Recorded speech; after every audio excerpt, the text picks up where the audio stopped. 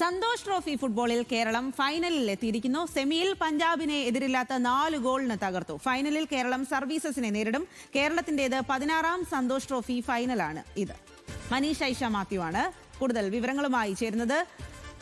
മനീഷ്, എന്തായാലും വളരെ സന്തോഷകരമായിട്ടുള്ള വാർത്ത, ഫൈനലിൽ എത്തിയിരിക്കുകയാണ് കേരളം. ഇനി തുടർന്നുള്ള പ്രതീക്ഷ ഏത് രീതിയിലാണ്?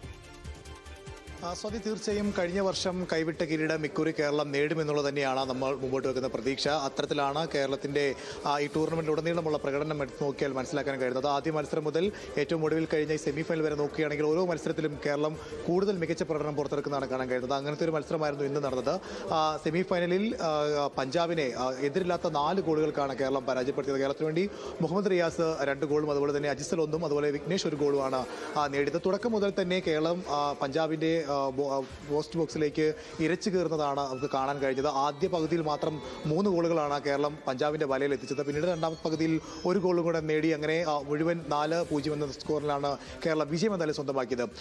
ഇനി ഞായറാഴ്ച വരുന്ന ഫൈനലിൽ സർവീസസ് ആണ് കേരളത്തിന്റെ എതിരാളിയായിട്ട് വരുന്നത്. സർവീസസും അതുപോലെ തന്നെ കേരളവും 2 ടീമുകളും അവരുടെ 8ാം കിരീടം തേടിയാണ് ഫൈനലിൽ പന്ത് തട്ടുക. എന്തായാലും ഗ്രൂപ്പ് ഘട്ടത്തിൽ കേരളം ഒരു തോൽവി വഴങ്ങിയിരുന്നു. ആ തോൽവി സർവീസസിനോടായിരുന്നു. പക്ഷേ ആ മത്സരം എന്ന് പറയുമ്പോൾ കേരളം നേരത്തെ തന്നെ യോഗ്യത ഉറപ്പാക്കിയതിനു ശേഷം നടന്നൊരു മത്സരമാണ്. അതുകൊണ്ട് തന്നെ പല പ്രധാന താരങ്ങൾക്കും വിശ്രമം അനുവദിച്ചുകൊണ്ട് ഒരു മത്സരമൊക്കെ ആയിരുന്നു. അപ്പോൾ ആ ഒരു തോൽവി കണക്കാക്കേണ്ടതില്ല.